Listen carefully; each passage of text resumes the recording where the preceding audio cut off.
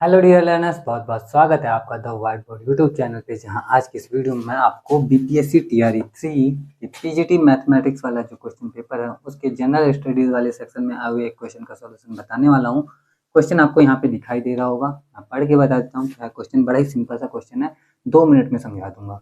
क्या है क्वेश्चन? यदि एक्स और वाई व्युत्क्रमानुपाती हैं तो निम्नलिखित में से जो सही है उस पर टिक हमें करना है। अब व्युत्क्रमानुपाती क्या होता है उसको समझाने के लिए मैं थोड़ा सा एक एग्जांपल दूंगा ताकि बेटर समझ में आए।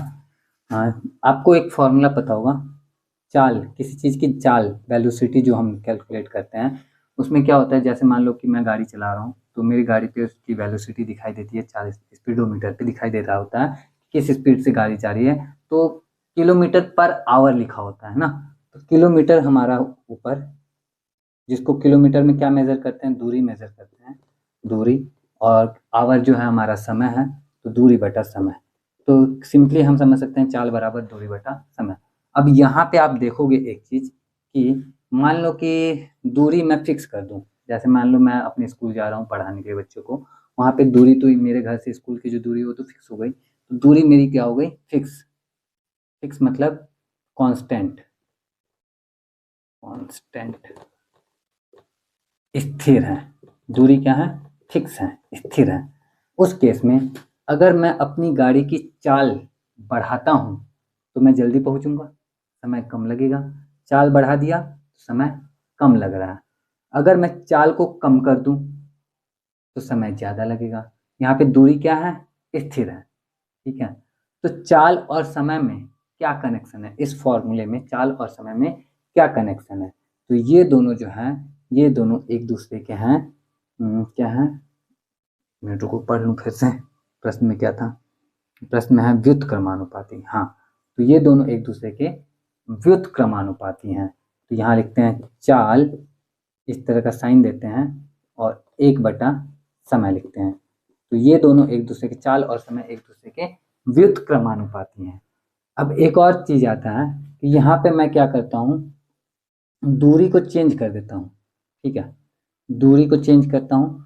समय मैं फिक्स कर लेता हूँ कि मुझे 5 किलोमीटर जाना है। समय मैंने फिक्स कर दिया, सॉरी, समय मैंने फिक्स कर दिया कि मुझे 2 घंटे गाड़ी चलानी है। तो यहाँ पे समय फिक्स कर दिया कि 2 ही घंटे गाड़ी चलानी है, चाहे मैं कितनी भी चाल से जाऊँ, कितना भी दूर चले जाऊँ, फर्क नहीं पड़ता, सिर्फ 2 घंटे मुझे गाड़ी चलानी है, मतलब चलानी है।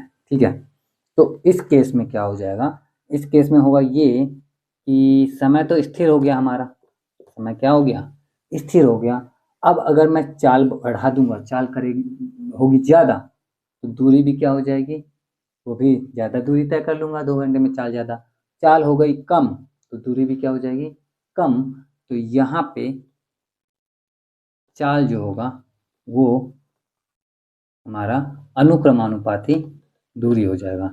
चाल अनुक्रमानुपाती दूरी, चाल बढ़ेगी दूरी भी बढ़ेगी, चाल कम होगा दूरी भी कम होगा। तो ये जो रिलेशन है ये अनुक्रमानुपाती कहलाता है, और ये जो रिलेशन है वो व्युत्क्रमानुपाती कहलाता है कि चाल बढ़ेगी तो दूरी कम हो जाएगी।